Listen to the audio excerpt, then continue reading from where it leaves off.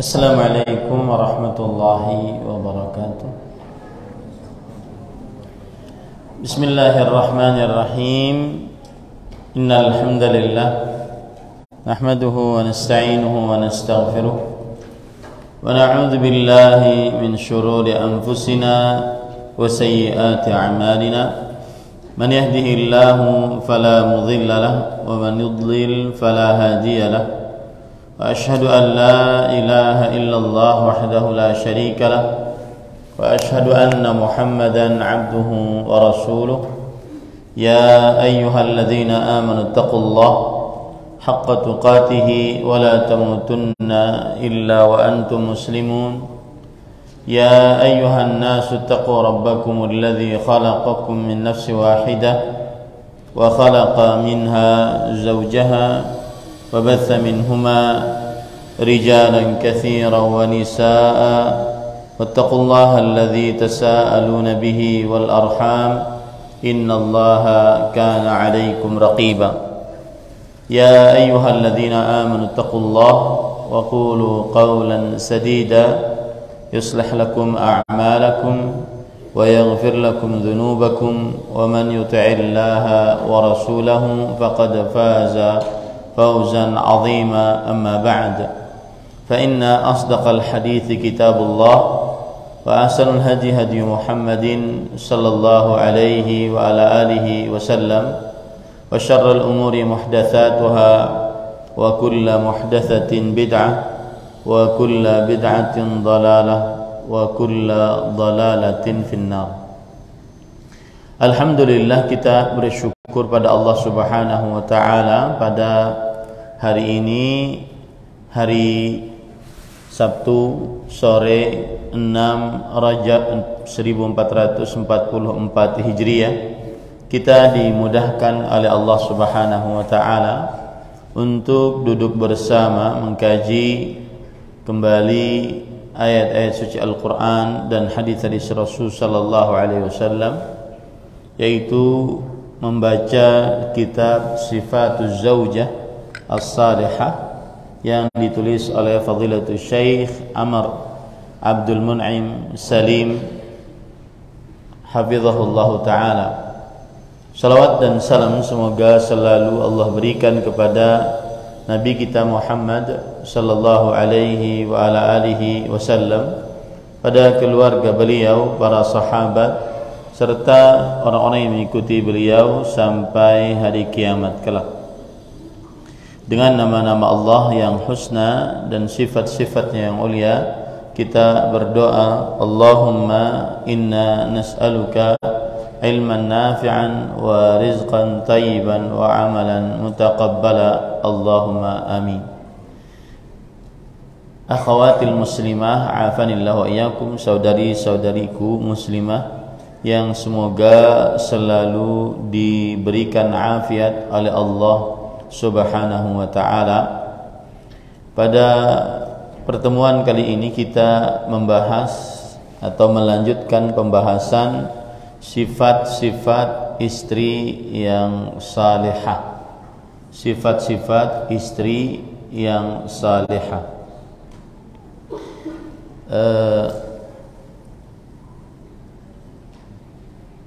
Penulis rahimahullahu ta'ala berkata tentang sifat-sifat istri yang salihah, yaitu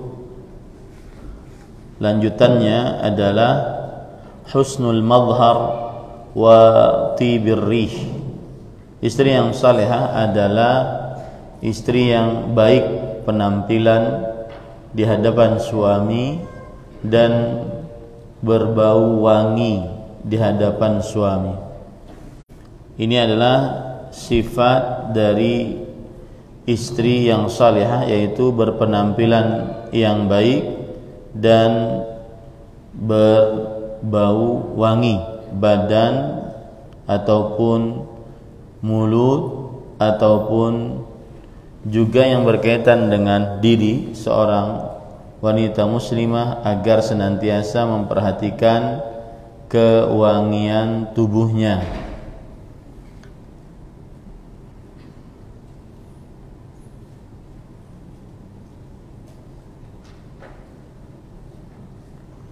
Dan kalau kita perhatikan di dalam dalil-dalil yang disebutkan oleh penulis, maka kita akan paham apa yang dimaksud dari bab ini. Baik, kita baca. Penulis rahimahullah hafizahullah taala berkata, wa min sifati zaujah as-salihah aidan an takuna hasanatal madhhar amama zaujiha. Termasuk sifat istri yang salihah juga adalah hendaknya istri berpenampilan yang indah di hadapan suaminya. Famata nadhara ilaiha asarrathu. Kapan seorang suami melihat kepada sang istri, maka istri tersebut menggembirakan suami. Jadi dalam hadis nanti disebutkan bahwa seorang istri yang apabila dilihat oleh suaminya, maka sang suami gembira melihatnya. Fala taqa'u ainuhu minha ala ma yakrah. Maka jangan sampai mata suami melihat dari sang istri sesuatu yang dibenci oleh suami. Wala yashummu minha ma yasu'uhu min rih. Dan jangan sampai sang suami mencium dari sang istri yang merupakan bau yang tidak atau bau yang buruk dari seorang istri. Wa innama hiya lahu durratun masunah la yara minha illa ma tatibu bihi nafsuhu. Tetapi hendaklah seorang istri senantiasa dia seperti berlian yang terjaga, tidak terlihat darinya kecuali yang menyejukkan hati. Wa ma yaziduhu hubban laha. Dan yang menyebabkan menambahnya rasa cinta suami kepada istrinya. Kama akhbara an-nabiy sallallahu alaihi wasallam hina su'ila an khairin nisa fadzakara min sifatiha wa tasurruhu idza nadhar. Sebagaimana yang diberitakan oleh Rasul sallallahu alaihi wasallam ketika beliau ditanya tentang sebaik-baik istri, maka Rasulullah sallallahu alaihi wasallam menjawab, yaitu seorang istri yang menggembirakan suami apabila sang suami melihat kepada sang istri tersebut. Beliau ditanya, ayyun nisa'i khairun, wanita mana yang paling baik? Maka Nabi Muhammad sallallahu alaihi wasallam menjawab, allati tasurruhu idza nadhara, yaitu seorang istri yang menggembirakan suaminya jika sang suami melihat kepada sang istri. Maka ini patut diperhatikan oleh seorang istri agar senantiasa berpenampilan yang baik, yang indah, yang menawan di hadapan sang suami. Kemudian juga menjauhi bau-bau yang tidak disukai oleh suami, ya. Menjauhi bau-bau yang tidak disukai oleh suami, senantiasa selalu di dalam bau yang wangi yang disukai oleh suami. Wa hadha yahtamilu husnul madhhar wa jamalul thiyab wa tibur raihah wa talaqatul wajhi wa husnut tawaddud wa tamamul intibahi li kalamiz zawj wa tamamul musyarakati lahu fi hadithi wa khiffatul muda'abah. Artinya yang dimaksud dengan memperhatikan penampilan di hadapan suami adalah ini mengandung yang pertama penampilan yang baik di hadapan suami, kemudian bagusnya pakaian, kemudian atau baiknya pakaiannya, kemudian wanginya atau harumnya wewangian yang dipakainya, kemudian wajah yang senantiasa tersenyum, kemudian juga kebagusan rasa cinta, kemudian kesempurnaan perhatian terhadap perkataan suami, kemudian kesempurnaan bermusyarakah ataupun berdiskusi bagi suami di dalam pembicaraannya, kemudian juga senantiasa selalu manja dengan suami atau selalu membuat suami bahagia dengan perkataan dan ucapan-ucapannya. Ini termasuk husnul madhar. Ini termasuk daripada penampilan yang baik di hadapan suami, yaitu penampilan wajahnya, pakaiannya, wangi tubuhnya, kemudian wajahnya yang senantiasa ceria, kemudian juga kebagusan rasa cintanya, kesempurnaan perhatiannya terhadap perkataan suami, kesempurnaan keikutsertaannya saat suami berbicara, ya, artinya sangat memperhatikan perkataan suami, dan juga senantiasa berlaku mesra di hadapan suami. La kahali katsiri minaz zawjatil yawm allawati la ya'tabirna bihadzal hadits. Tidak seperti keadaan kebanyakan para istri zaman sekarang yang tidak memperhatikan hadis ini, wala yattasifna bihadhis sifat, dan tidak bersifat dengan sifat-sifat ini. Fa idza ma dakhala 'alaiha zawjuha wajadaha fi syarri ahlasiha. Kalau seandainya suami menemuinya, maka sang suami mendapatinya dalam keadaannya yang paling terburuk. Wa fi absya'i suwariha, dan dalam keadaan penampilannya yang paling jelek, ya. Wa fi akhbathi rihiha, dan dalam keadaan baunya yang sangat busuk. Fala yajudu zawj buddan minal firari minha, maka mau tidak mau akhirnya sang suami harus berlari dari sang istri tersebut, wattahawuli anha, dan juga at-tahawul, yaitu berpindah dari sang istri tersebut karena dia dapati istrinya tidak sesuai dengan apa yang menenangkan kalbunya.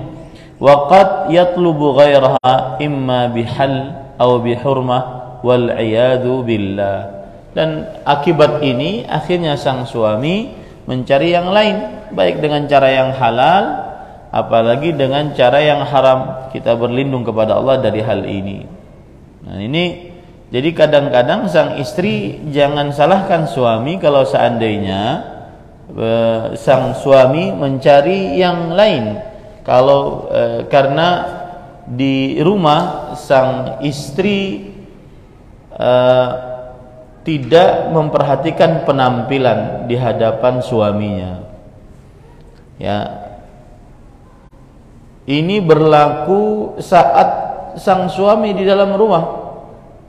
Sebagian sekarang terbalik, kalau sang istri sedang keluar rumah maka berdandan dengan dandanan yang sangat indah, mempesona seseorang, berbau wangi yang sangat wangi.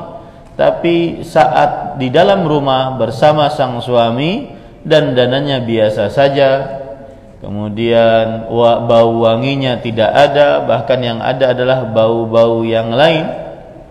Ya, maka ini akhirnya sang suami merasa tidak puas dengan apa yang ditampilkan oleh sang istri, sedangkan dia menginginkan yang lebih dari sang istri dari sisi penampilannya, bau wangi tubuhnya, kemudian pakaiannya, kemudian kelakuannya, perkataannya, dan seterusnya. Dan terkadang dia dapati hal itu di luar. Terkadang dia dapati hal itu di luar. Ya, ini baik berlaku bagi istri atau seorang perempuan yang sudah bersuami dan juga seorang laki-laki yang sudah beristri. Terkadang sang istri di hadapan suaminya dingin seperti es, tidak ada hal yang dapat dikenang oleh suami, tidak ada hal yang dapat menggairahkan suami.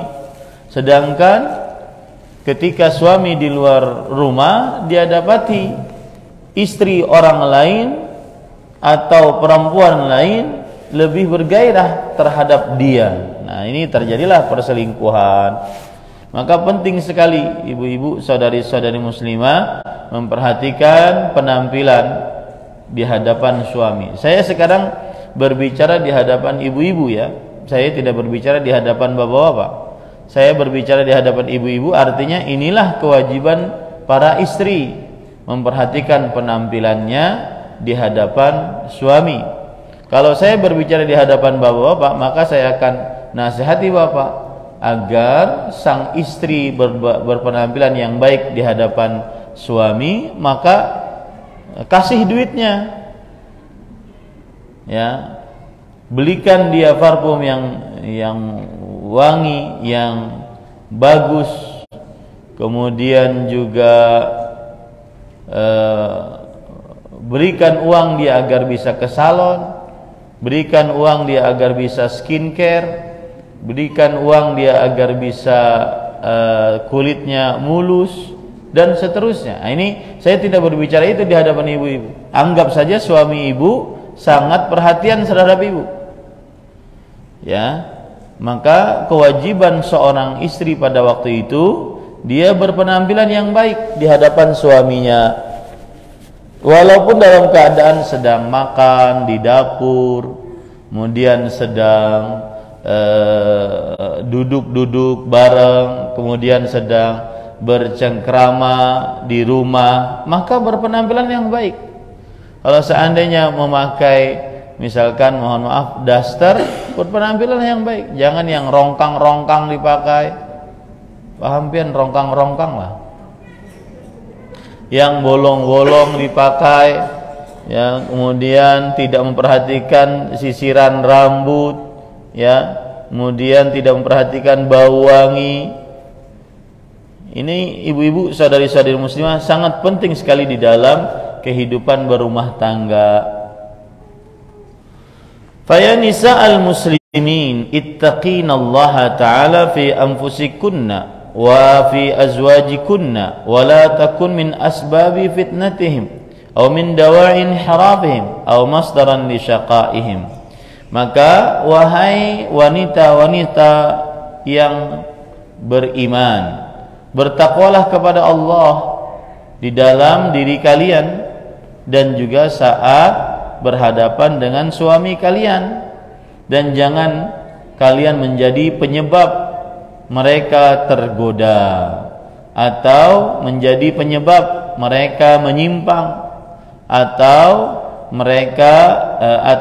menjadi sumber malapetaka bagi para suami. Maksudnya, jika Anda seorang istri, maka perhatikanlah penampilan di hadapan suami, sehingga sang suami tidak melihat kepada perempuan lain, puas dengan apa yang dia dapatkan dari istrinya, ya. Kemudian juga tidak jangan sampai akhirnya suami menyimpang kepada yang haram, akibat dia tidak merasakan ketenangan, rasa cinta, kasih sayang dari istrinya yang dia dapati. Makanya ada kisah kawan saya, karena Allah Subhanahu wa taala, saya saat mau berpoligami maka beliau minta carikan kepada saya, tolong Din, carikan Din.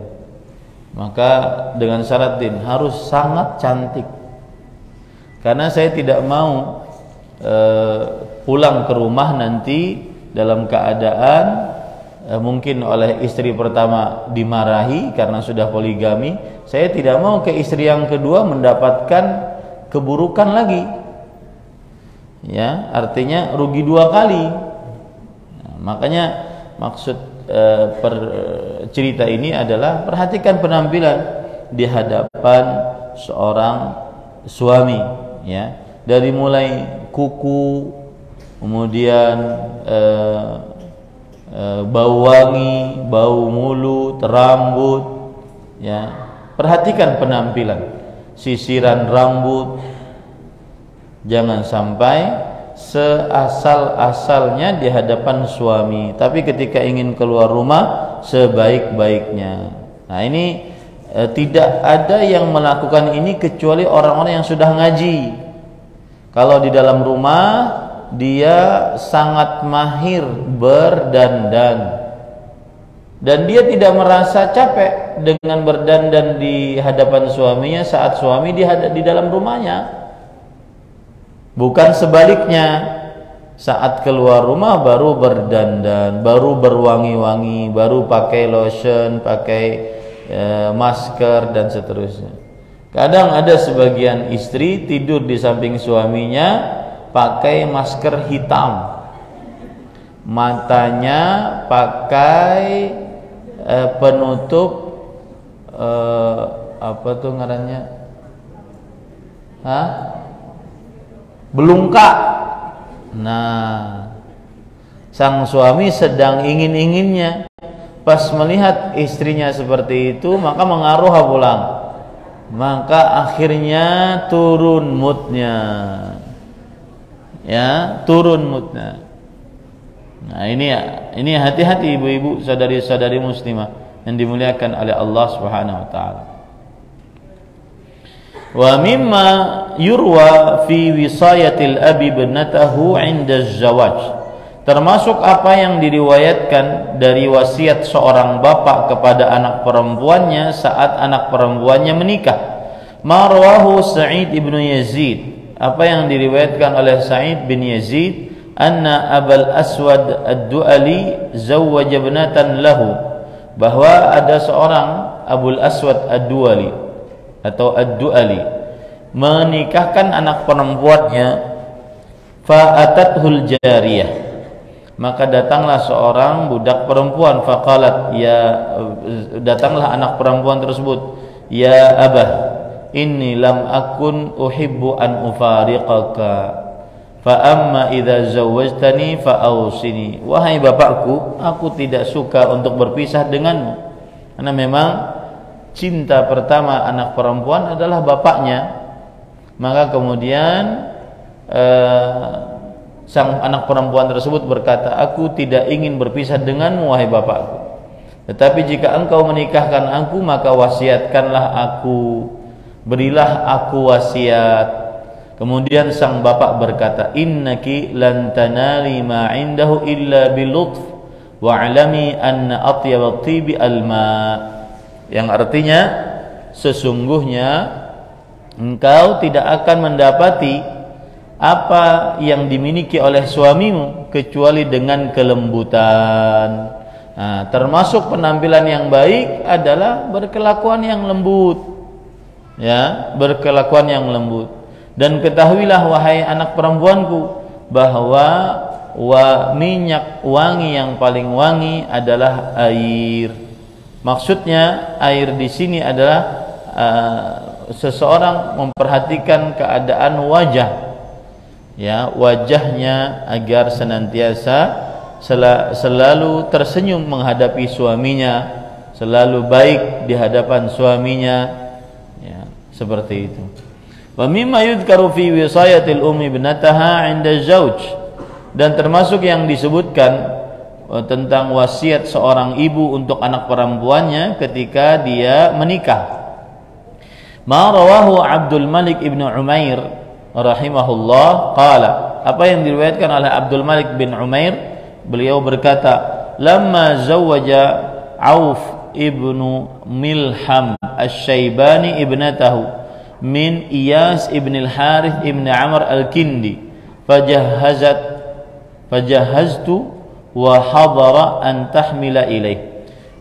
Ketika Auf ibn Milham Asy-Syaibani menikahkan anak perempuannya dengan Iyas bin Harith bin Amr al-Kindi, kemudian akhirnya sang anak perempuan tersebut berdandan, fajahazat wa hadara an tahmila ilaih, dan sang bapak mempersiapkan agar membawa anak perempuannya menemui suaminya.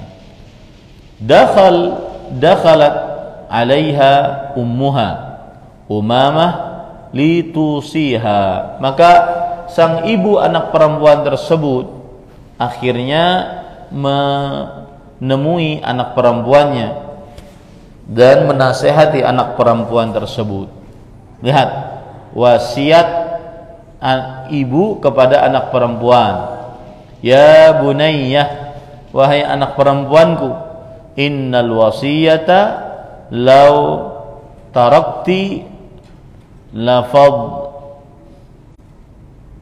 fadla fil adab aw makramatun fil hasab la tarakti dhalika minki wa la zawaitaha anki walakinnaha tadhkiratan lil ghafil wa ma'rifatan lil aqil.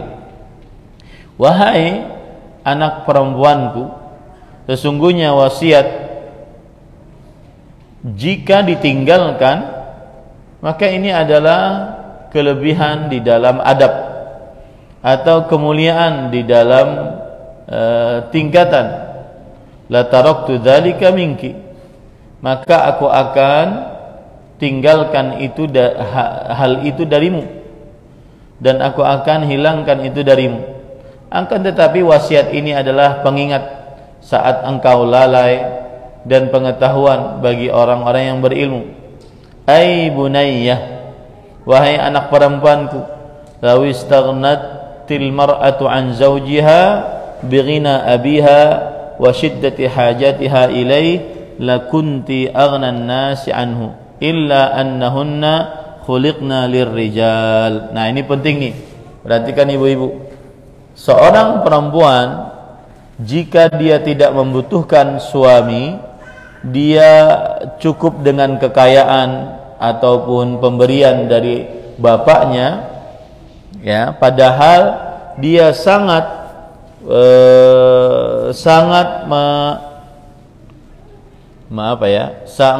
memerlukan suaminya, maka sungguh engkau sangat memerlukan suamimu,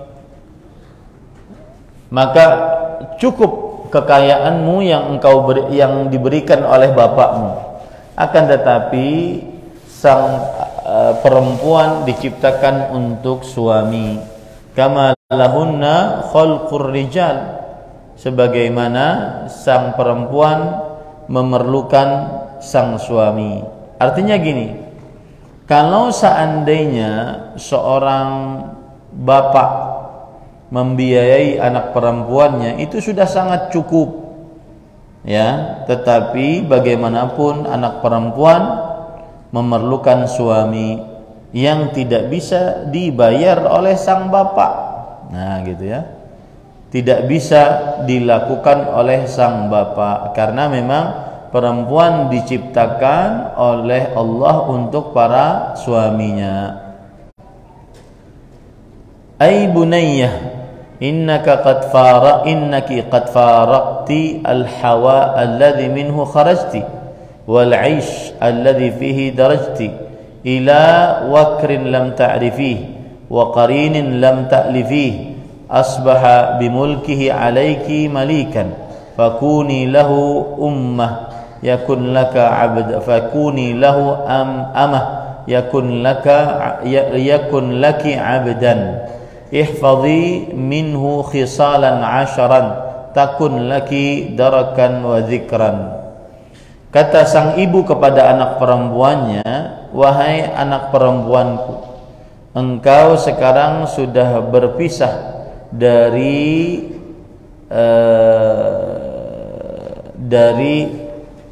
lingkungan yang engkau berada asalnya di situ, dan engkau sudah berpisah dari kebiasaan yang engkau hidup di atasnya.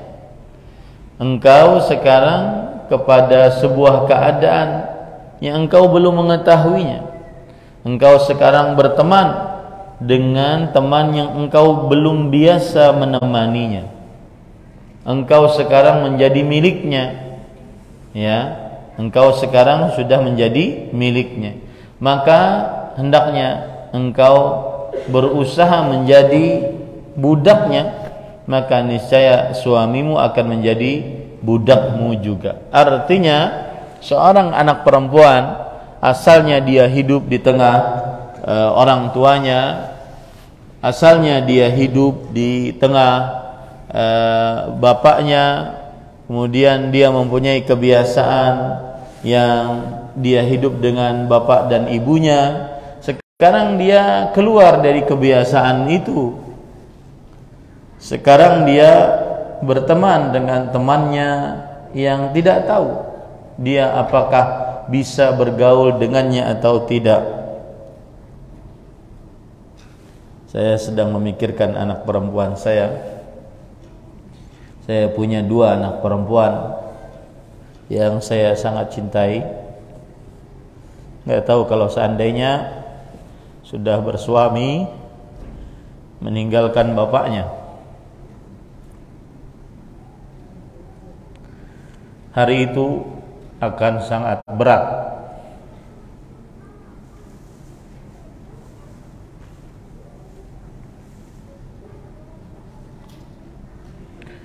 Maka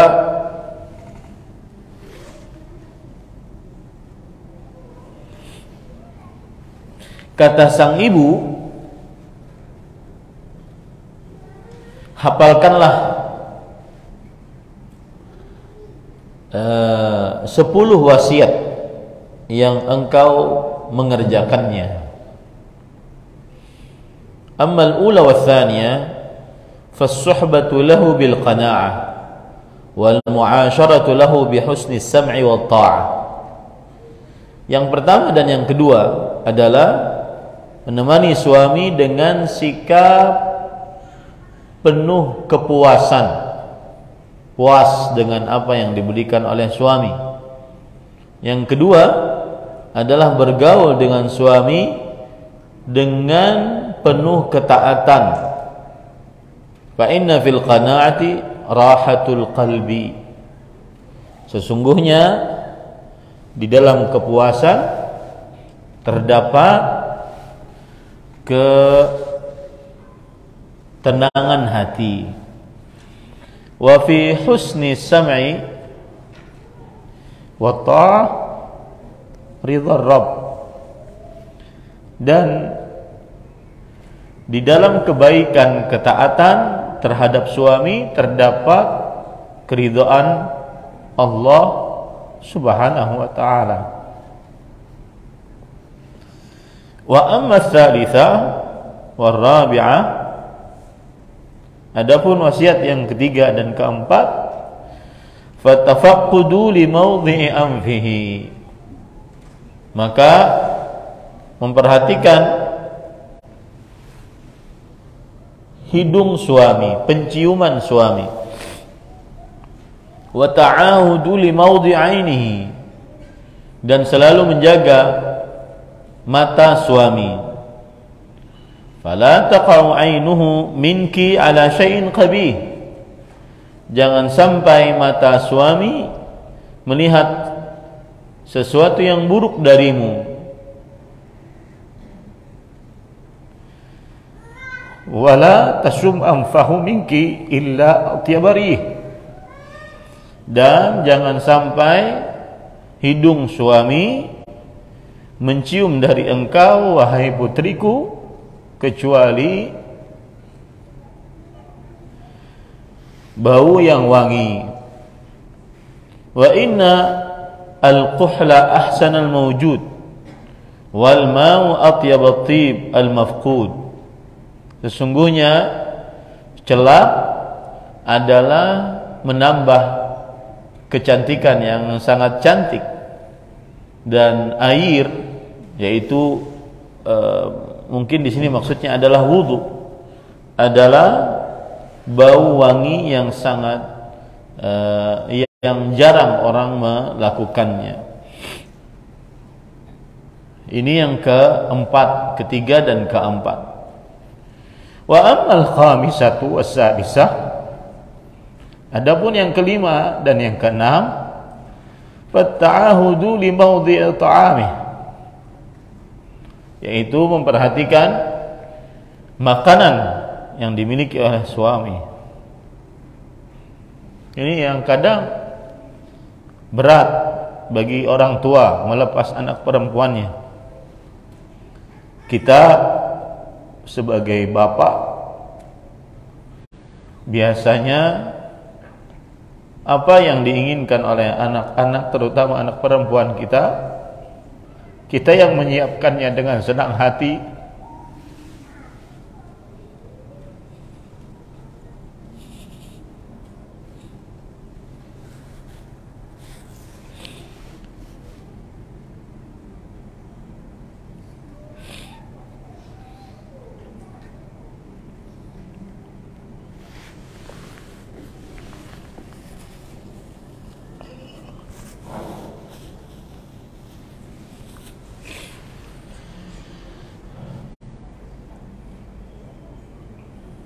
Sekarang seorang anak perempuan, dia wajib memperhatikan makanan untuk suaminya.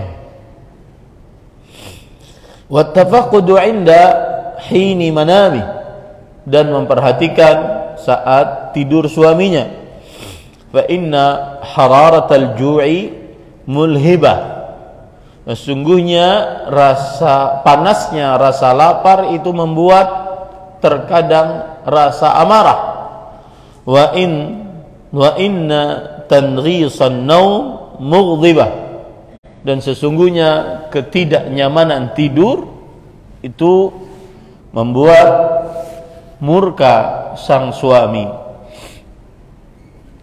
Wa amma sabi'ah ats-tsaminah, adapun yang ketujuh dan kedelapan, fal ir'a ala hishmihi wa iyalih, yang artinya seorang istri hendaknya dia memperhatikan sifat malunya terhadap saat dia sudah bersuami,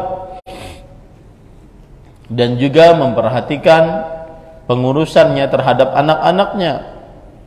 Wal ihtifadhu bimali, dan selalu menjaga harta suami.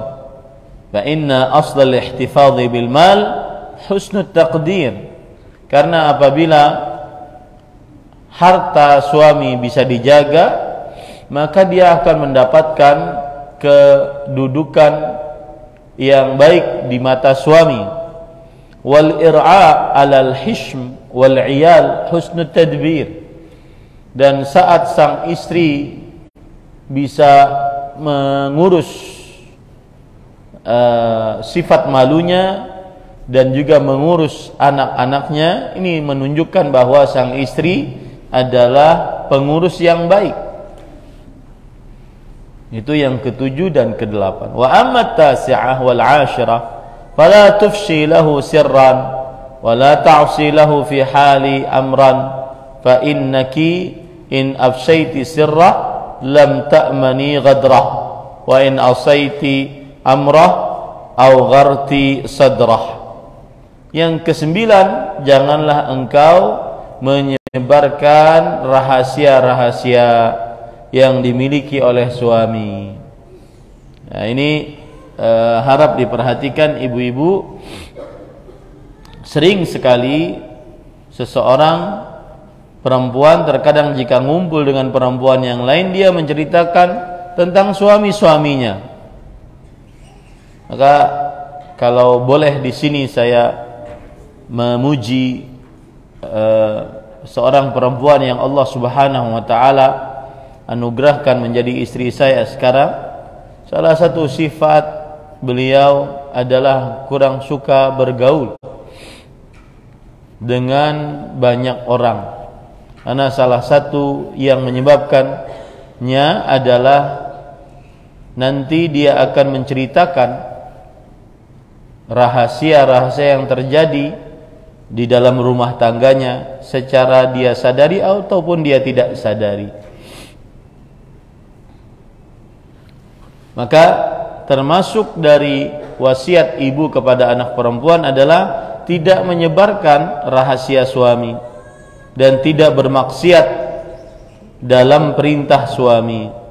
Karena jika seorang istri menyebarkan rahasia, maka dia tidak akan merasa aman. Nanti sang suami pun juga akan menyebarkan rahasia sang istri. Dan jika sang istri tidak mentaati perintah suami, maka sang suami akan murka kepada sang istri. Nah, ini para ikhwan yang dirahmati oleh Allah, ini adalah salah satu hal yang sangat menarik dari tulisan penulis pada kesempatan kali ini. Thumma taqi ya bunayyah al-faraha ladaihi idza kana tarihan wal iktiaba idza kana farihan. Nah, kemudian kata sang ibu kepada anak perempuannya, kemudian jauhilah wahai anak perempuanku, engkau bergembira di hadapannya saat dia sedang sedih, dan engkau sedih di hadapannya saat dia sedang bergembira. Fa innal khaslatal ula minat taqsir wa tsaniyah minat taqdir.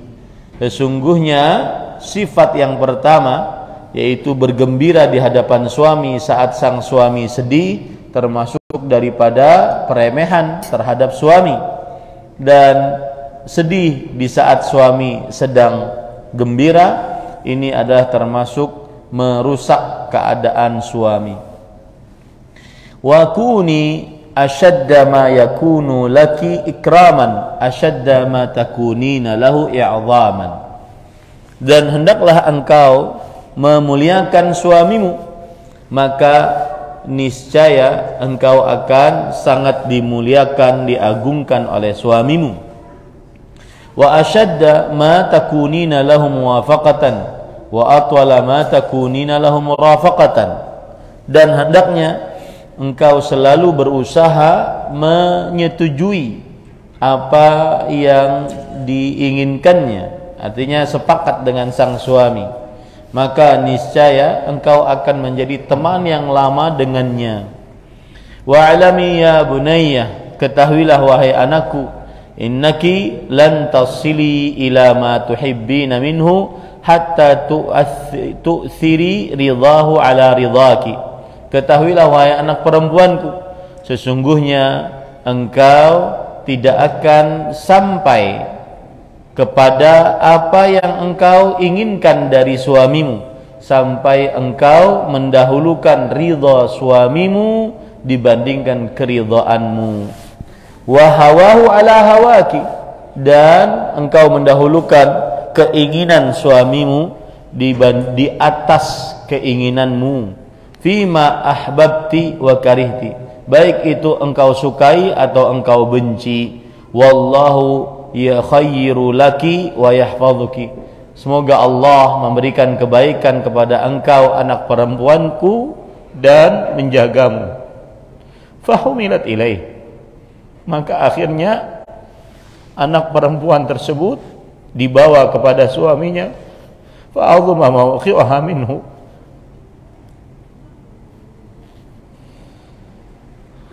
dan akhirnya sang anak perempuan mengerjakan apa saja yang dilakukan oleh yang diwasiatkan oleh sang ibu.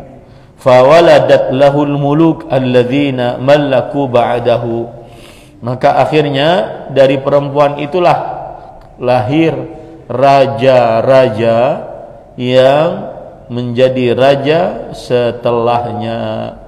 Nah, ini ibu-ibu, saudari-saudari muslimah yang dimuliakan oleh Allah, kembali kita ke permasalahan kita bahwa termasuk istri yang salihah adalah istri yang menjaga penampilannya di hadapan suaminya. Istri yang menjaga penampilannya di hadapan suaminya.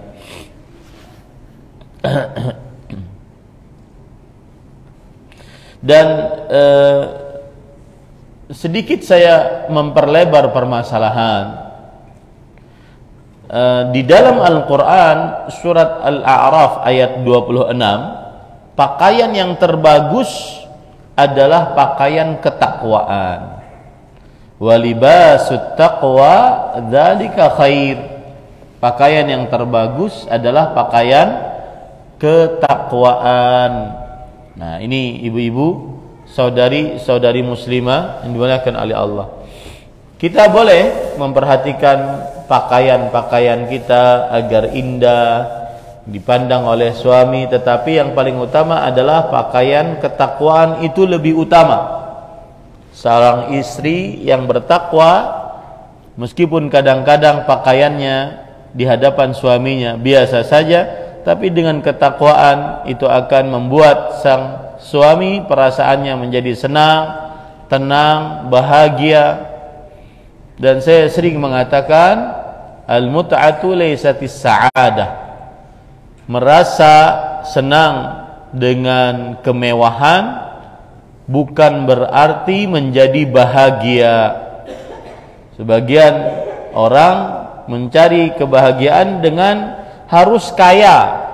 Ternyata kekayaan, senang dengan kaya bukan berarti menjadi bahagia. Buktinya banyak orang yang tercukupi hidupnya, rumah megah, mobil mewah, harta bertumpuk ruah, pakaian, tas, emas, perak, di luar dari cukup, tetapi ternyata dia tidak bahagia. Ternyata dia tidak bahagia. Kenapa? Karena kebahagiaan didapat dengan iman dan amal saleh. Allah berfirman, "Man 'amila salihan min dzakarin aw untha wa huwa mu'min falanuhyiyannahu hayatan thayyibah." Yang artinya, barang siapa yang beriman dan beramal saleh, baik laki-laki ataupun perempuan, dalam keadaan dia beriman, maka sungguh kami akan berikan kepadanya kehidupan yang baik. Dan kehidupan yang baik salah satunya adalah, tafsirannya adalah as-sa'adah, kebahagiaan. Dan itu tidak didapat hanya dengan harta yang melimpah ruah, tidak didapat, tetapi dengan ketakwaan. Jadi walibasut taqwa dzalika khair. Ya, pakaian ketakwaan itu lebih baik. Kemudian juga ibu-ibu, saudari-saudari muslimah yang dimuliakan oleh Allah, berdandan di hadapan suami ini termasuk dari yang disyariatkan dalam Islam. Sebagaimana dalam surat Al-A'raf ayat 32, "Qul man harrama zinatallahi allati akhraja li'ibadihi wat-thayyibati minar rizq." Katakanlah wahai Muhammad, siapakah yang telah mengharamkan perhiasan yang Allah Subhanahu wa taala keluarkan untuk hamba-hambanya dan rezeki-rezeki yang baik. Qul hiya lilladzina amanu fil hayati khalisatan yaumal qiyamah.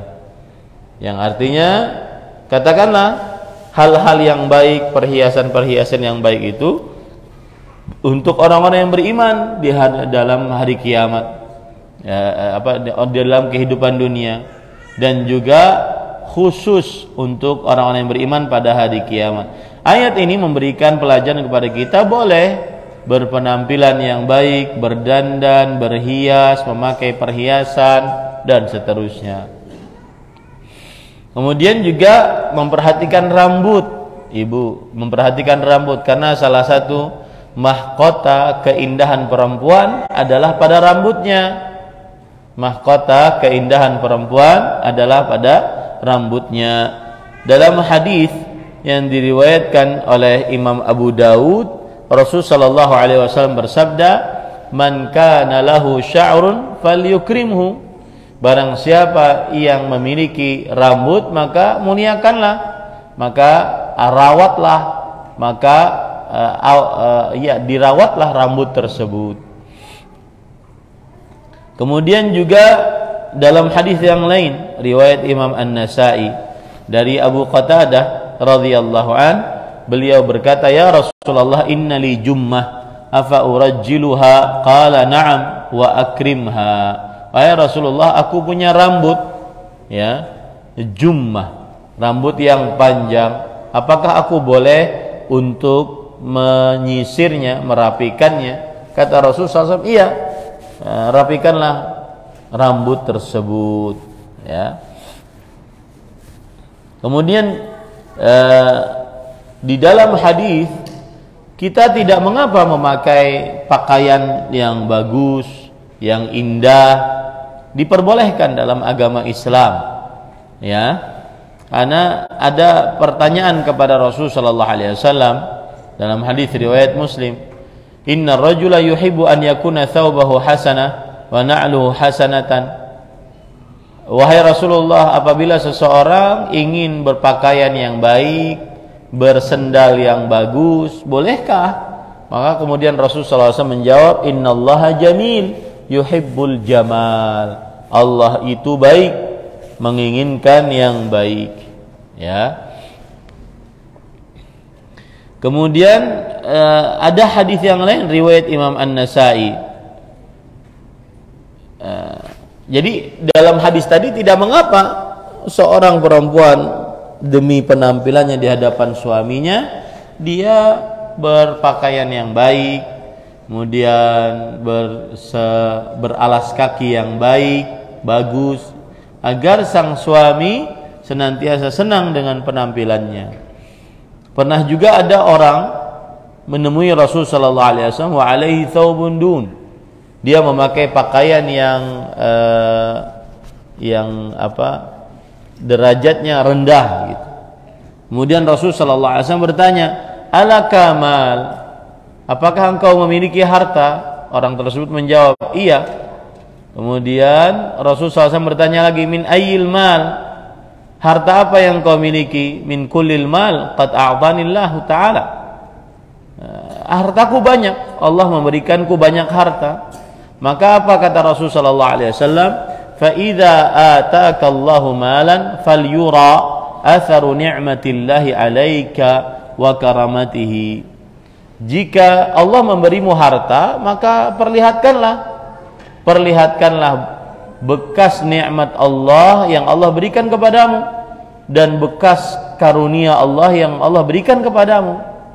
Nah, ini dalam hadis ini yang diriwayatkan oleh Imam An-Nasa'i menunjukkan tidak mengapa ibu memiliki misalkan tas-tas yang mahal, pakaian yang cukup mahal, tidak mengapa, ya, asalkan tidak berlebihan dan tidak membawa kesombongan, karena Allah menginginkan agar nikmat yang Allah berikan itu, ya, diperlihatkan pada dirinya. Maksudnya jangan disimpan-simpan, untuk dirinya dia pakai, ya, dia beli barang agar dia pakai, agar itu tanda bersyukur kepada Allah Subhanahu wa ta'ala, tapi dengan dua syarat: tidak berlebih-lebihan dan tidak mendatangkan kesombongan.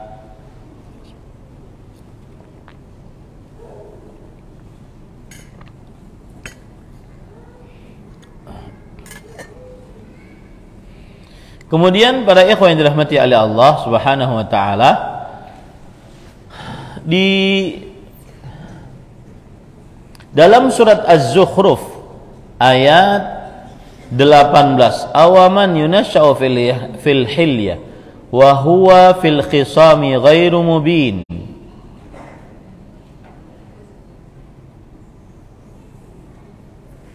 Yang artinya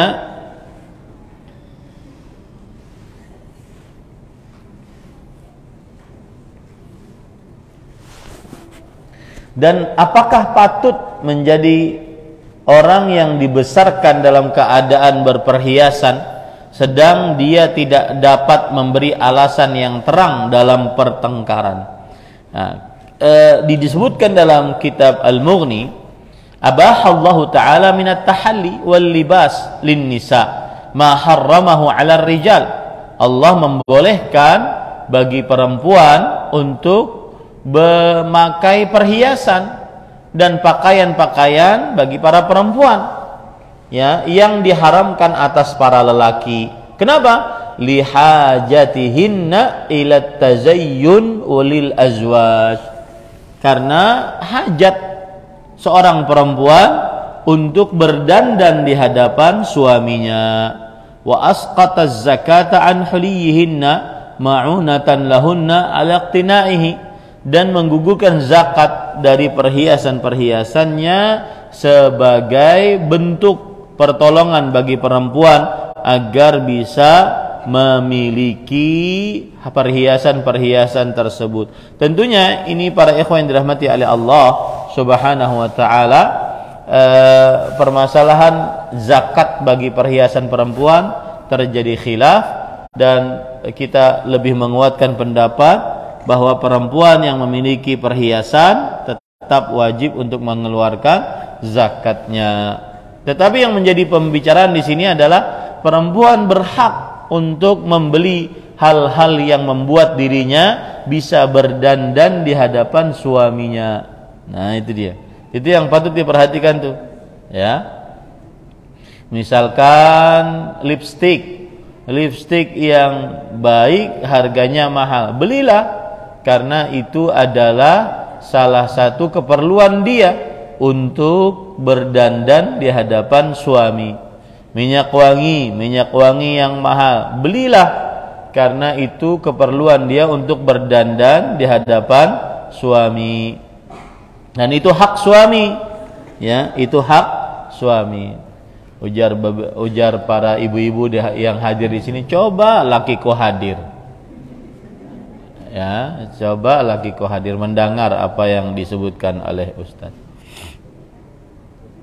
Nah, kemudian ada hadis Nabi Muhammad SAW pentingnya berdandan bagi istri dan pengaruhnya mendatangkan keharmonisan rasa cinta di antara suami istri. Itu hadis dari Jabir radhiyallahu anhu, beliau bercerita, kunna ma'an Nabi sallallahu alaihi wasallam fi ghazah. Kami bersama Rasul sallallahu alaihi wasallam dalam sebuah peperangan. Falamna qadimna al-Madinah dhahabna linadkhul.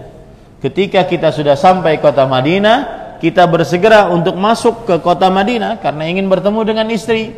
Lalu Rasul sallallahu alaihi wasallam bersabda, amhilu, tunggu sebentar, hatta tadkhulu lailan, yakni asya'an, sampai kalian masuk dalam keadaan malam, likai tamtashitu sya'ithah, agar wanita-wanita yang belum bersisir menyisir rambutnya,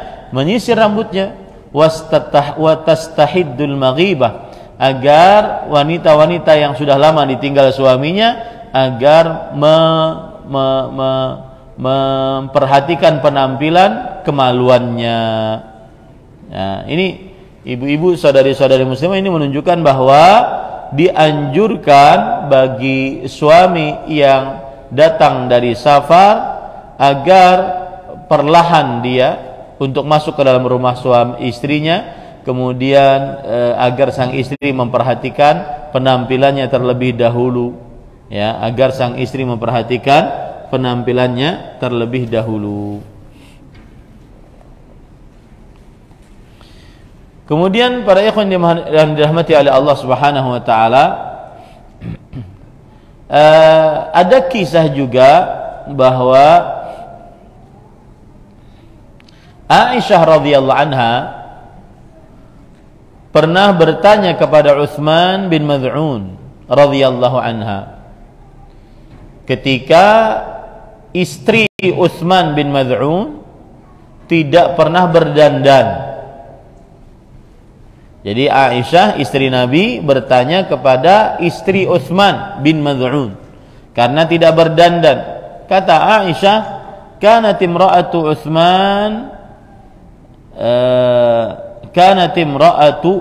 Utsmanu ibnu Maz'unin takhdabu ay bil hinna wa tatatayyab fatarakathu fadakhalat alayya faqultu amashhadun am maghibun faqala mashhad qalat Utsmanu la yuridu dunya wa la yuridu nisa qalat Aisyah fadakhala alayya Rasulullah sallallahu alaihi wasallam fa akhbarathu bidzalik falaqiya Utsmana faqala ya Utsman tu'minu bima nu'minu bih qala na'am ya Rasulullah fa uswatun ma laka bina. Artinya gini, Aisyah radhiyallahu anha pernah menemui istri Utsman bin Maz'un. Istri Utsman bin Maz'un ini sudah tidak mau berdandan lagi. Ya, asalnya dia memakai celak, pakai minyak wangi, kemudian dia tidak mau berdandan. Lalu setelah itu istri Utsman bin Maz'un menemui Aisyah dalam keadaan tidak berdandan tadi. Lalu sang Aisyah bertanya, "Kenapa engkau begini? Apakah suamimu sedang ada di rumah atau sedang tidak ada di rumah?" Kata sang istri Utsman bin Maz'un, dia ada di rumah, tetapi suamiku itu tidak menginginkan dunia, tidak suka lagi kepada perempuan. Maksudnya adalah kalau siang berpuasa, kalau malam sholat malam, ahli ibadah gitu ya, ahli ibadah. Nah itu. Kemudian lalu Aisyah bercerita, lalu Rasul sallallahu alaihi wasallam menggilirku dan aku memberitahukan tentang istri Utsman. Aku memberitahukan tentang istri Utsman bin Maz'un. Lalu setelah itu Rasul sallallahu alaihi wasallam menemui suaminya, yaitu Utsman bin Maz'un. Wahai Utsman, apakah engkau beriman dengan yang kami imani?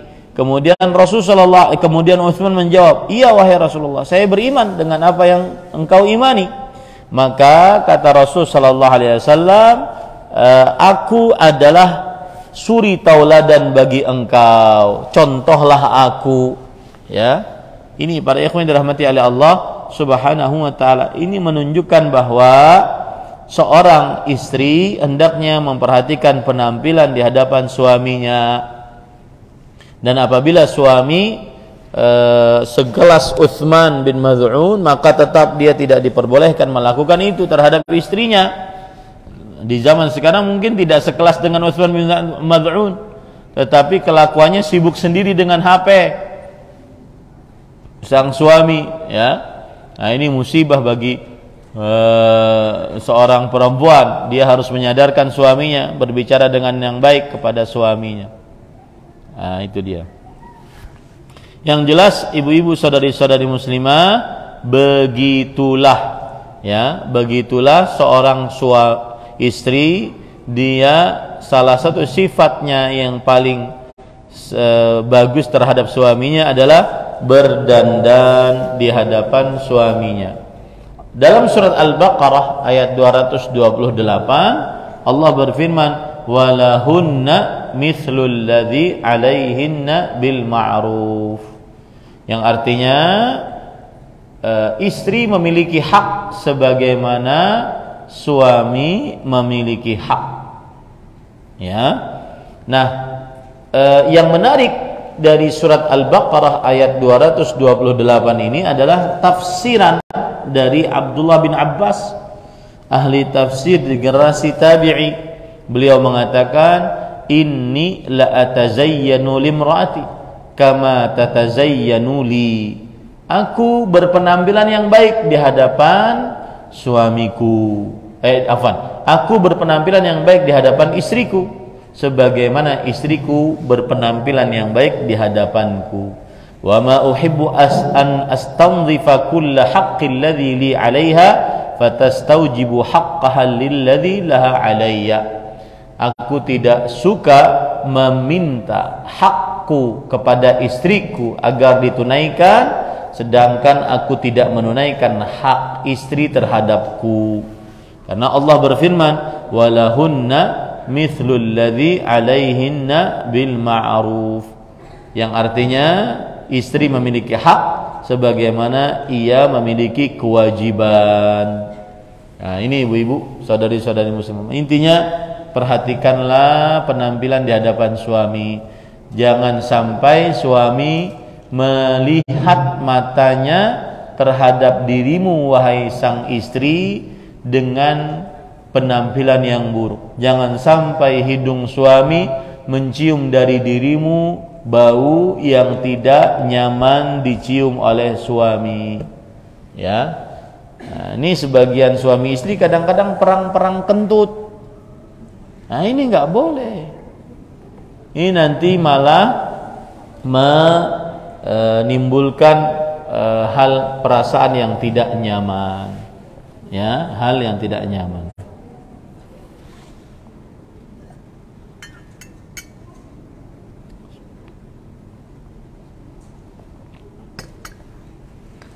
Baik, kita masuk kepada pertanyaan.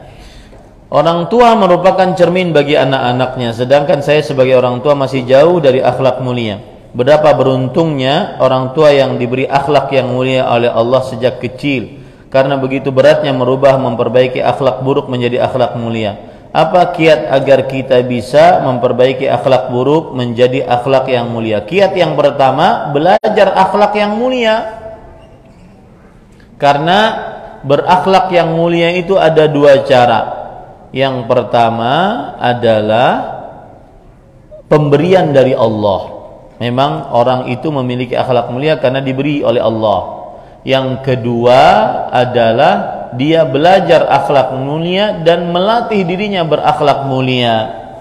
Nah, jadi kalau seandainya sekarang seseorang merasa dirinya tidak berakhlak mulia, maka dia belajar apa saja akhlak-akhlak yang mulia, lalu dia berusaha mencari mengamalkan akhlak yang mulia tersebut. Wallahu a'lam.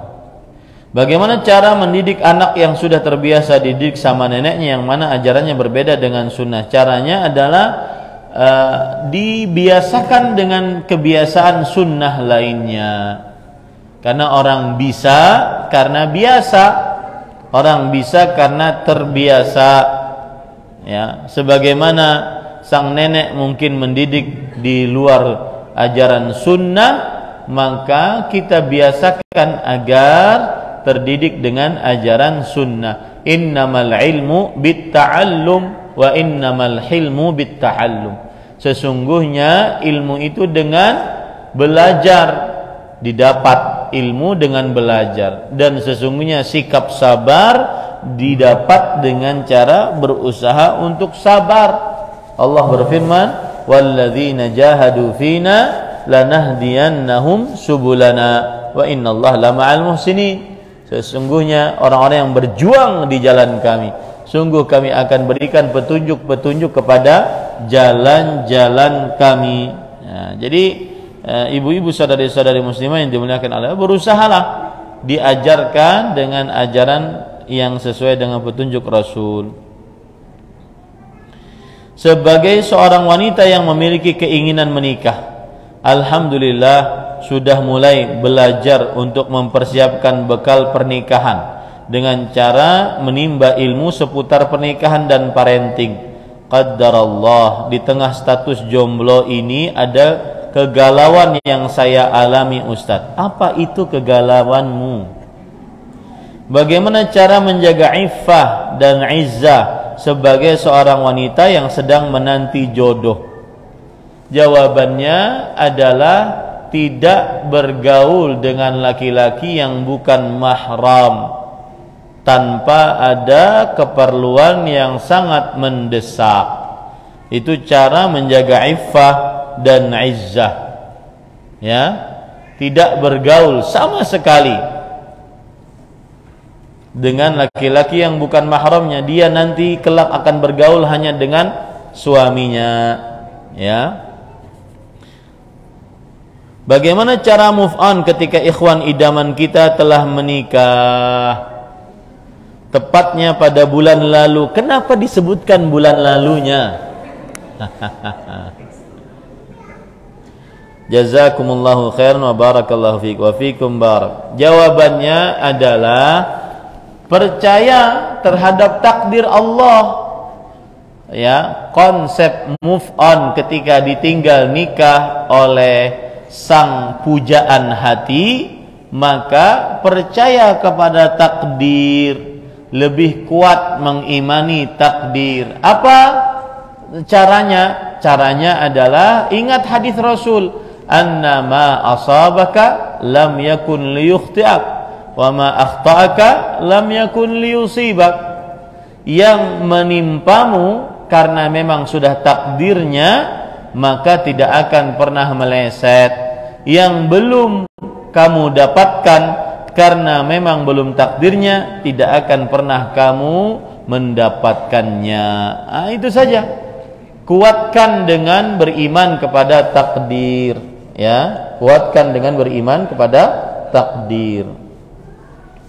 Dan yang sudah menikah pun, kalau memang sudah takdirnya untukmu, maka tetap akan jadi suamimu kelak, wahai saudariku. Ya, meskipun mungkin untuk istrinya menjadi istrinya yang kedua ataupun yang selanjutnya. Seperti itu. Jadi beriman kepada takdir, ya. Jangan sampai gagal move on-nya. Saya jadi kepo, bagaimana sih laki-lakinya ini? Ya, sampai susah seorang wanita muslimah yang sudah mengaji dakwah sunnah untuk move on.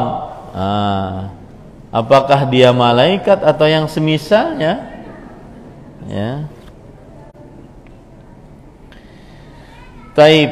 Pertanyaan selanjutnya, pada kasus ketika dalam kondisi lingkungan kerja, dalam hal ini adalah sholat zuhur dan asar, apabila didapati seorang imam yang ketika sholatnya dalam artian cepat pelaksanaannya, sehingga makmum jangankan surah pendek, bacaan Al-Fatihah yang lengkap aja, itu pun harus cepat-cepat dibaca, baik dari awal sholat hingga akhir sholat, karena mengikuti imam. Seperti yang diketahui, mutaba'atul imam secara umum hukumnya wajib, sebagaimana diperintahkan oleh Nabi Muhammad SAW. Sesungguhnya imam dijadikan untuk diikuti, maka janganlah kalian menyelisihinya. Apabila ia bertakbir, maka bertakbirlah kalian. Pertanyaannya, jika kebiasaan itu berulang, sementara imamnya yang sering adalah beliau, apakah kita pasrah saja dengan keadaan seperti itu? Dan bagaimana hukum sholat yang dilakukan apabila tergesa-gesa?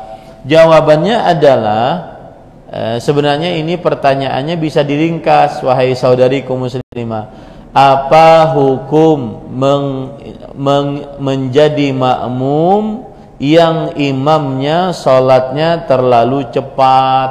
Nah, selesai pertanyaannya. Nggak perlu terlalu panjang cerita, ya. Jawabannya adalah apabila seorang makmum mendapati imam yang tergesa-gesa, selama imamnya itu masih menyempurnakan rukun dan kewajiban, maka dia tetap sah berimaman dengan imam tersebut, ya. Sedangkan kalau seandainya dia tidak cukup untuk membaca Al-Fatihah, jangankan surat Al-Fatihah saja tergesa-gesa, selama dia masih menjadi makmum, maka imamlah yang menanggungnya. Wallahu a'lam. Bagaimana hukum sholat yang dilakukan apabila tergesa-gesa? Bagaimana dulu jenis tergesa-gesanya? Ya, apakah tergesa-gesanya menghilangkan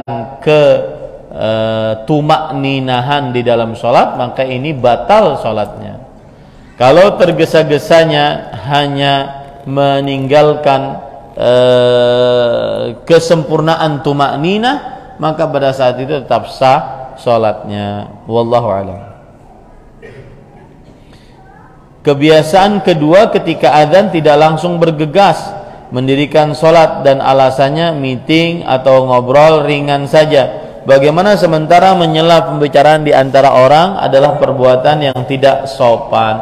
Jawabannya adalah pada saat itu kalau seandainya sebuah kumpulan kaum muslimin mengakhirkan sholat berjamaah dalam keadaan tertentu karena sebuah hajat, asalkan tidak terlalu mengakhirkan, maka ini tidak mengapa.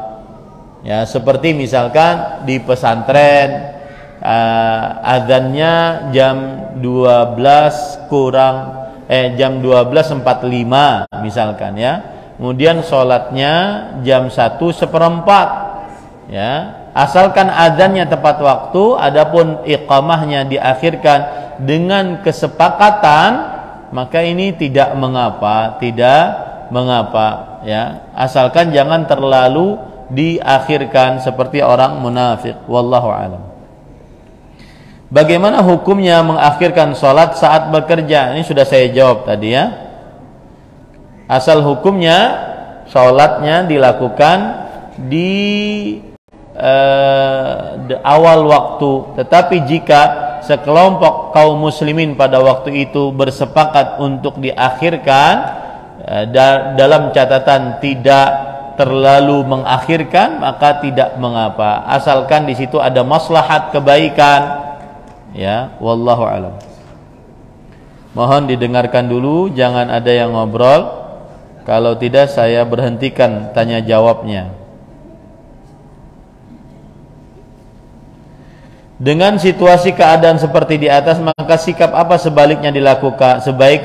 Apakah dahulukan sholat sendiri atau menunggu jamaah dalam rangka mengejar keutamanya? Untuk perempuan, sholat sendiri saja, karena tidak wajib berjamaah.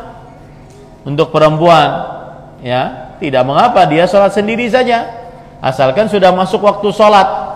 Tetapi kalau seandainya ingin menunggu jamaah juga diperbolehkan. Tapi kalau untuk laki-laki, dia lebih wajib berjamaah. Wallahu a'lam. Pertanyaan selanjutnya, mohon solusi jika suami berbohong dengan kita. Bagaimana sikap kita dan apa yang harus kita lakukan? Jawabannya, apa yang dimaksud berbohong? Berbohong tentang apa? Ya, apakah berbohong sudah poligami dia tidak memberitahu atau tidak? Maka pada saat itu ya lebih baik dinasihati oleh suaminya. Kalau seandainya suaminya berbohong tentang poligami misalnya, maka dinasihati oleh suaminya agar jujur, karena ketika berbohong maka akan menzalimi salah satunya, ya. Karena kalau seandainya tidak jujur kepada istrinya, maka dia akan selalu berbohong untuk penggiliran, dan itu menyebabkan kezaliman bagi salah satu dari istrinya. Ya, bagi salah satu dari istrinya. Oleh sebab itulah saya sering mengatakan, semestinya seorang laki-laki yang berpoligami, dia kalau mempunyai istri satu, dia bahagia. Ada rasa cinta kepada istrinya, kasih sayang antara suami istri. Kalau dua, semestinya lebih tenang, lebih kasih sayang, lebih punya rasa cinta yang banyak, semestinya itu. Nah, makanya saya sering menasihatkan, kalau memang ingin berpoligami, semestinya yang kedua juga dirayakan, ya, sebagaimana yang pertama, karena itu kan hari bahagia. Jangan sembunyi-sembunyi. Seperti itu. Ya, jangan sembunyi-sembunyi. Apalagi ada hadis a'linun nikah. Ya, umumkanlah pernikahan. Maka jangan berbohong. Kalau itu yang dimaksud adalah berpoligami. Yang jelas seorang istri menghadapi suami yang berbohong, maka dinasihati. Wallahu a'lam. Bagaimana jika dalam pembagian nafkah suami tidak adil, lebih banyak di istri yang satunya? Saya sudah menduga. kan bohongnya pasti tentang poligami. Ya, maka saya nasihatkan pada suami agar jujur kepada istri. Nanti terjadi perang dunia kelima, ya itu resiko. Ya, ada barang, ada harga. Ya, resiko kalau seandainya istri pertama marah, istri pertama merasa dikhianati, istri pertama mengurung diri di kamar mandi, kemudian ditanya oleh suaminya, "Dek, ngapain di sana?" Sang istri mengatakan, "Saya kurang apa?" Kata sang suami, "Kurang teman, Dek." Ya. Maka itu resiko. Maka para ikhwah, jika dalam pembagian nafkah suami tidak adil, dinasihati agar adil. Ya, agar adil. Dinasihati agar adil. Kemudian saya berpesan kepada perempuan-perempuan yang hadir di sini yang mungkin suaminya berpoligami. Jika Anda mendapati suami Anda berpoligami, maka sudah menjadi keniscayaan ada rasa kecemburuan antara satu istri dengan yang lainnya. Keniscayaan itu pasti ada. Ya, keniscayaan itu pasti ada. Maka bersyukurlah istri yang suaminya sudah cukup satu. Ya, bersyukurlah. Tapi ya kalau suaminya ingin menikah lagi karena Allah memberikan mungkin petunjuk kepada suaminya, maka pada saat itu sang istri pertama harus mempersiapkan keadaan qalbunya. Dan saya berpesan agar sang istri pertama dia berusaha mengedepankan ridha suami. Ya, ridha suami. Niscaya akan lebih bersabar apabila suaminya ingin berpoligami. Ridha suami. Ya, karena surga bagi istri apabila dia diridhai oleh suaminya. Ya, apabila dia diridhai oleh suaminya. Maka permasalahan tidak adil nafkah ini pasti ada perasaan. Nanti istri yang sebelah sana enggak kok, dia sudah ngasih begini, akhirnya terjadilah kekisruhan. Begitulah salah satu konsekuensi dari seorang suami mempunyai lebih dari satu istrinya. Makanya kan para ulama, jumhur ulama mengatakan bahwa apabila seorang laki-laki cukup dengan satu istri maka ini lebih utama. Tetapi beda hal kalau seandainya laki-laki tersebut tidak merasa cukup dengan satu istri. Nah, maka pada saat itu dia mempunyai banyak istri lebih utama kalau tidak merasa cukup, karena Rasulullah SAW bersabda, tazawwaju fa inna khaira hadhil ummah aktsaruha nisaan. Menikahlah kalian, sesungguhnya sebaik-baik umat ini adalah yang paling banyak istrinya. Nah, seperti itu ibu.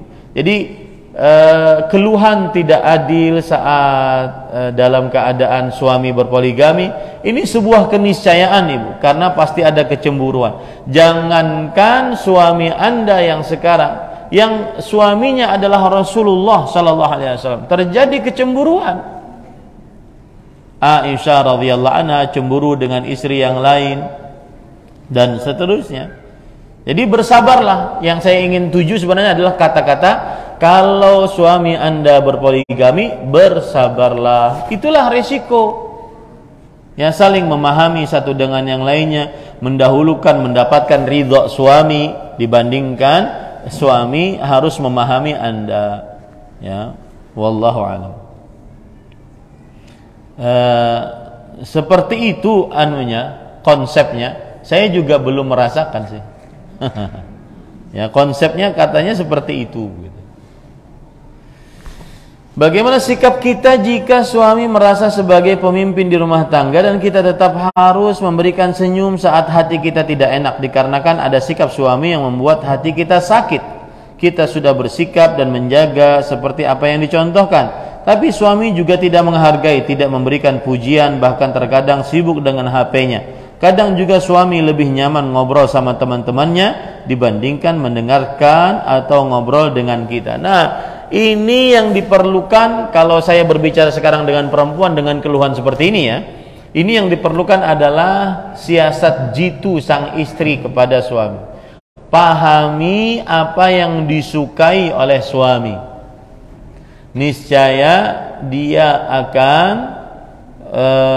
sangat memperlakukan saudari sebagai seorang istri yang sangat dia muliakan. Karena gini Ibu, ada pepatah Arab mengatakan al-insan abadatul ihsan. Manusia itu adalah budaknya kebaikan. Maka ketika sang istri berusaha memperbaiki apa yang patut dia perbaiki dalam kelakuannya, ucapannya, penampilannya, maka niscaya sang suami juga akan berbuat baik. Itu satu. Ya, perbaiki penampilan, perbaiki ucapan, perbaiki perbuatan, perbaiki pengurusan, perbaiki hubungan di atas ranjang. Puaskan suami. Ya, sepuas-puasnya. Maka niscaya dia akan sangat menghormati sang istri. Ya. Kenapa sang suami sibuk dengan HP-nya? Karena dia tidak mendapati apa yang ada di HP dengan apa yang ada di istrinya. Nah, ini seni tersendiri bagi seorang istri agar mengalihkan perhatian suami dari HP-nya. Saya sekarang berbicara dengan ibu-ibu ya, tidak berbicara dengan bapak-bapak. Jadi mohon dimaklumi. Kalau saya berbicara dengan bapak-bapak, maka saya katakan termasuk kezaliman suami adalah sibuk dengan HP dan tidak memperhatikan pergaulannya dengan istri. Nah, itu kalau saya berbicara dengan suami. Sekarang saya menasihati perempuannya gitu. Ya. Dan yang kedua adalah kerjakan apa yang dilakukan oleh Rasulullah SAW. Wal ya'ti ilan nas ma yuhibbu an yu'ta ilaih. Yang artinya dan berlakulah kepada manusia sebagaimana engkau ingin manusia berlaku kepadamu seperti itu. Gaulilah suami sebagaimana engkau ingin suami menggaulimu seperti itu. Nah, seperti itu ya. Sehingga kita benar-benar akhirnya mendapatkan perhatian dari sang suami. Wallahu alam. Mau bertanya untuk masalah pendidikan anak. Anak perempuan sekarang di pondok jenjang Salafiyah Wusta atau SMP. Dengar cerita anak saya ada bully-bulian. Agar tidak terpengaruh kondisi atau sifat negatif teman-temannya, apakah sebaiknya saya pindahkan homeschooling saja atau tetap di pondok? Mohon solusinya Ustaz. Jawabannya adalah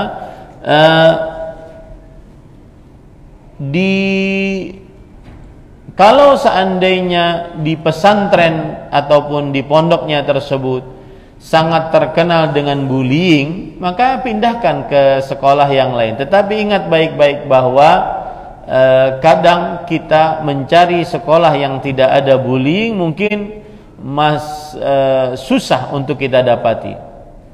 Itu satu. Yang kedua, terkadang dianggap melakukan bullying padahal dia bukan bullying. Nah, dua. Jadi ini harus cermat kita menerima cerita dari anak-anak kita. Cermat menerima cerita dari anak-anak kita. Pengalaman, kadang orang tua yang tidak mau berkoordinasi dengan pesantren, maka ini akan menjadikan dia menerima kabar sebelah pihak saja. Sering-seringlah berkomunikasi dengan pihak pesantren. Ustadz, kemarin saya menelpon anak, kemudian anak tuh cerita begini-begini, benarkah itu? Tidak mengapa, dan itu hak orang tua untuk bertanya kepada pesantren dan kewajiban pesantren untuk menjawab, sehingga terjadi komunikasi, kerjasama, koordinasi dengan antara orang tua dengan pihak pesantren seperti itu. Ya, jangan mengambil satu berita saja. Wallahu a'lam.